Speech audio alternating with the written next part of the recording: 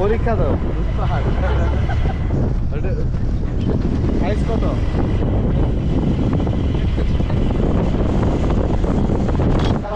জাহাজপুরা গর্জন বাগান থেকে স্বাগতম।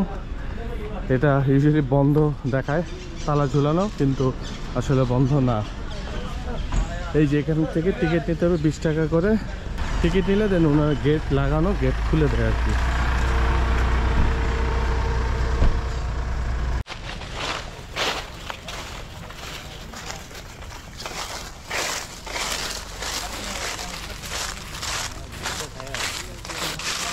না আমিও চিনি না, আসছি ফার্স্ট। এই যে এই রাস্তা দিয়ে সোজা, এই রাস্তা দিয়ে সোজা। এইটার জন্য তো যাইতে পারলাম না আর কি, পুলিশ আসছে। হ্যাঁ 20 টাকা।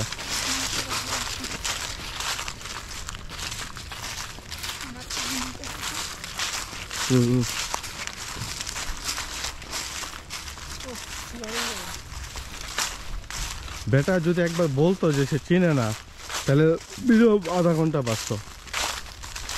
আমি জিজ্ঞেস করি আপনি চিনেন? আমাদের তো বলা লাগবে না, বলে হ্যাঁ।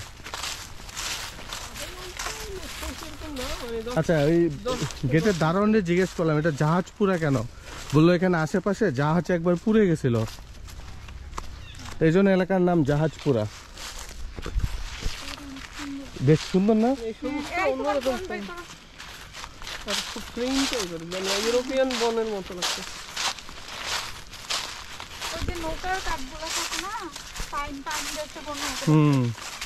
না পাইন, এটা না পাইন, মানে পাইনের বন। হ্যাঁ ওইরকম।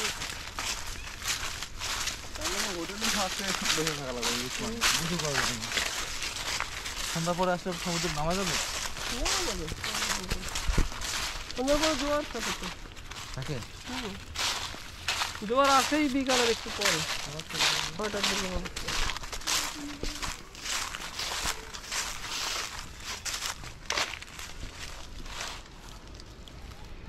এটা আমার ছবি দেখেই পছন্দ হয়েছে, যে অনেক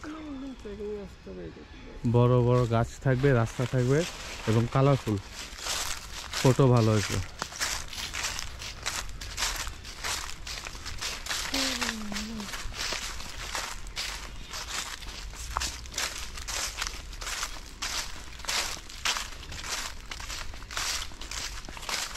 কত এরিয়াটা কত? এরিয়াটা নট শিওর, কত দেখতে হবে।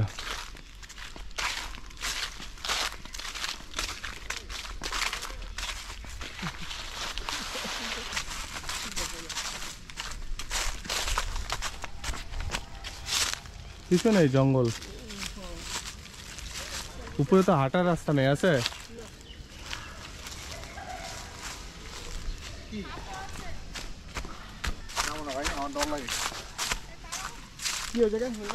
না, ওই আরো ভিজিটর দর্শনার্থী সামনে।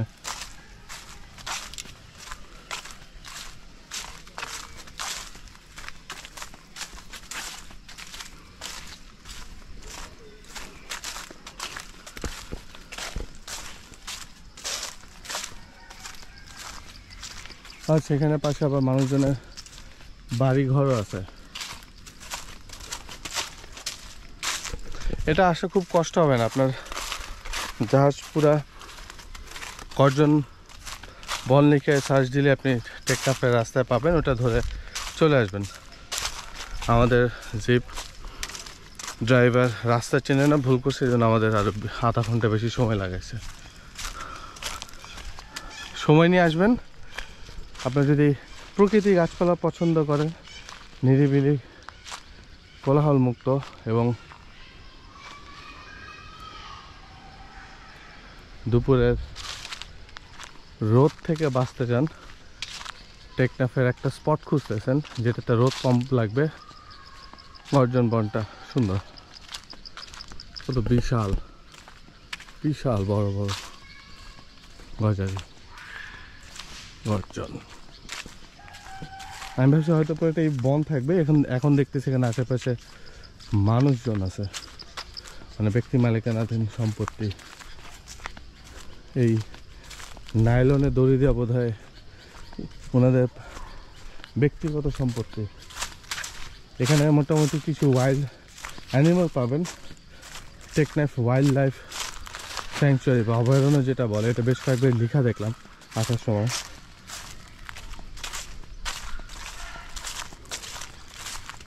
না ওইদিকে আবার রাস্তা আছে, এদিকে রাস্তা আছে। এটা আসলে কয়েক ঘন্টা নিয়ে আসলে এক্সপ্লোর করার জন্য ভালো।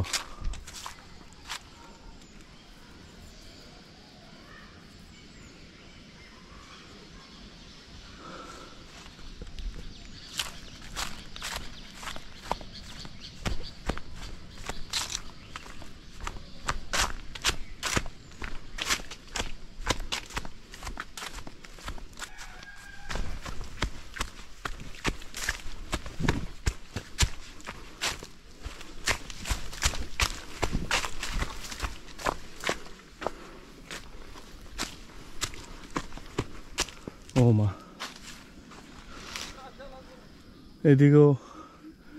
এদিকেও রাস্তা আছে, ওইদিকেও আছে।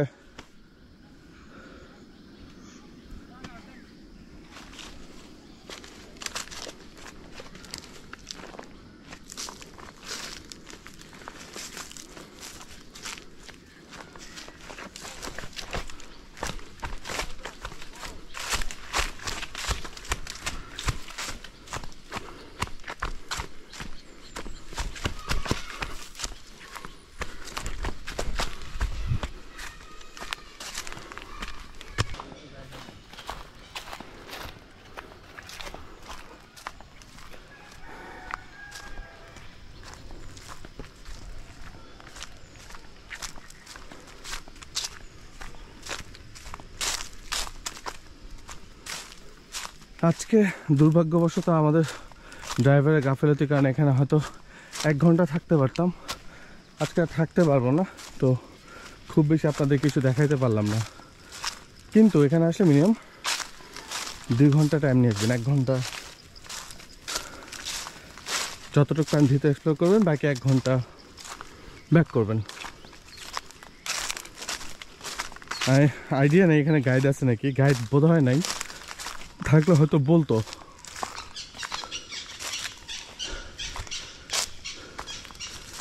যাওয়ার রাস্তার অভাব নেই দেখতেছি। ওটা সুবিধা হলো এখানে লোকাল মানুষজন আছে, আপনি হারাই গেলে এদের বললে বা ডাক দিলে আপনাকে এসে পথ চিনে দিয়ে যাবে, হারানোর ভয় নেই। এই যেখানেই লোকাল মানুষজন আছে, আর এদিক দিয়ে বোধ হয় উপরে বা ওইদিকে যাওয়া যায়।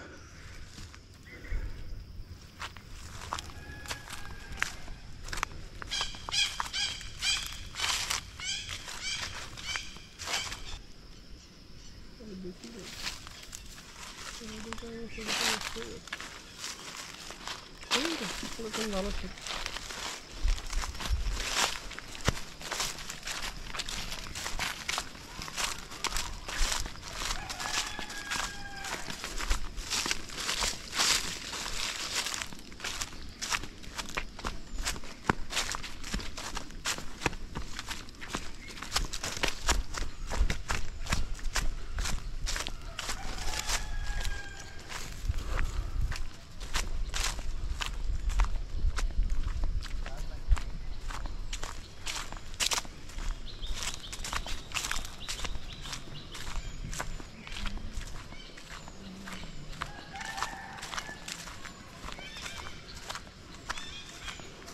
এখানে আশেপাশে আবার কুদুম কেভ আছে, গুহা, ওটাও যেতে হালকা আধা ঘন্টা ট্রেকিং করতে হয়। তো এখানে আশেপাশে একদিনের সময় নিয়ে চারপাশে ঘোরাঘুরি করে যেতে পারবেন।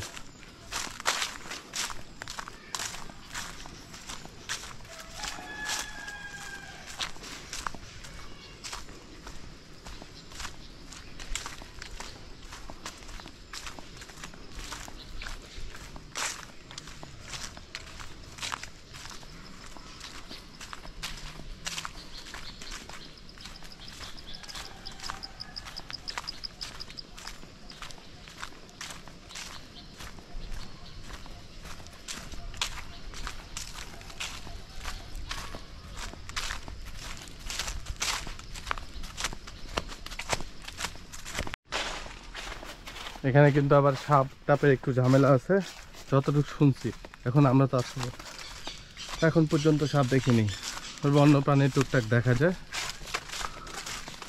এটা আপনার টেকনাফের ওখানে টেকনাফ ওয়াইল্ড লাইফ স্যাংচুয়ারি আছে, এটা বিশাল জায়গা জুড়ে। ওখানে আপনার টইঙ্গাচূড়া নামেরও পর্বত আছে 1000+ ফিট উচ্চতা। সো এখানে ট্রেকিং করে অনেক জিনিসপত্র আছে এখানে, প্লাস আপনার কিছু ঝর্ণাও দেখছিলাম গুগল ম্যাপে। তো ওইসব প্ল্যান করে চলে আসতে পারেন। এই যে আমরা ঢুকছি 10 মিনিটের মতো ভিতরে যতটুকু পারছি যাওয়ার পর এখন আবার ব্যাক করতেছি। সামনেই আমাদের জিপ রাখা।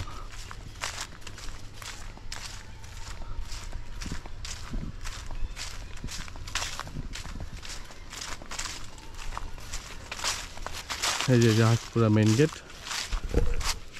দুঃখিত খুব একটা কিছু দেখাইতে পারিনি, ড্রাইভারের ভুল প্লাস আমাদেরও সময় নেই। হয়তো যদি কোনো দিন বেঁচে থেকে আবার আসা হয় এখানে এসে দেখাবো কি কি আছে না আছে। সো আজকের জাহাজপুরার কর্জনবানের ভিডিও পর্যন্তই। অন্য কোনো জায়গায় অন্য কোনো ভিডিওতে দেখা হবে। খোদা হাফেজ।